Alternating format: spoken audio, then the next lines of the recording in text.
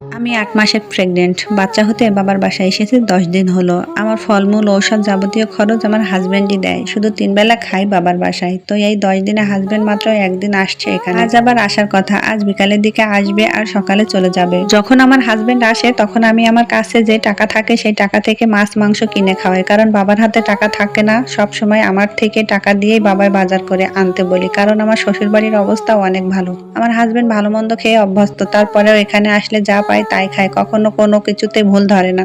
এখন কথা হলো আজ আমার হাজবেন্ড আসবে, এর জন্য ১ পোয়া নদীর মাছ আনছে আমার বাবা, তাও একদম ছোট মাছ। এটা দেখে মা শুধু বাবাকে বলেছিল ১,০০০ টাকা নিয়ে গেছো, বাজার থেকে ভালো একটা বড় মাছ তো অন্তত আনতে পারতে। শুধুমাত্র এই কথা বলায় আমার বাবা মার উপর অনেক রাগ করেছে। সামান্য কথা নিয়ে কথা কাটাকাটিও হচ্ছে। বাবার এমন ব্যবহার দেখে আমার খুব খারাপ লাগছে। এখন তো আমি চাইলেও নিজে থেকে শ্বশুর বাড়িতে চলে যেতে পারি না, কারণ আসছি বাচ্চা হওয়ার পরে যাব বলে, কিন্তু ইচ্ছা করছে এখনই চলে যায়। আর হাজবেন্ডকে মানা করি এখানে না আসতে। আমার হাজবেন্ড তো এখানে খেতে আসে না, আমাকে দেখতে আসে। বিয়ের পর থেকেই আমি অসুস্থ, আমার মাসে অনেক টাকার ঔষধ লাগে, সবকিছুই আমার হাজবেন্ড দেয়। কখনোই বলে না যে এটা তোমার বাবার বাড়ির দিক থেকে দিক। আমার বিয়ে হয়েছে ১ বছর, একটা সুতাও দেয় নাই আমার বাবা আমাকে। আর আজ সামান্য কারণে রাগারাগি করছে, দেখে খুবই খারাপ লাগছে। আল্লাহ এরকম বাবা যেন কাউকে না দেয়। সব মেয়েরা বাবার রাজকন্যা হয় না আপু।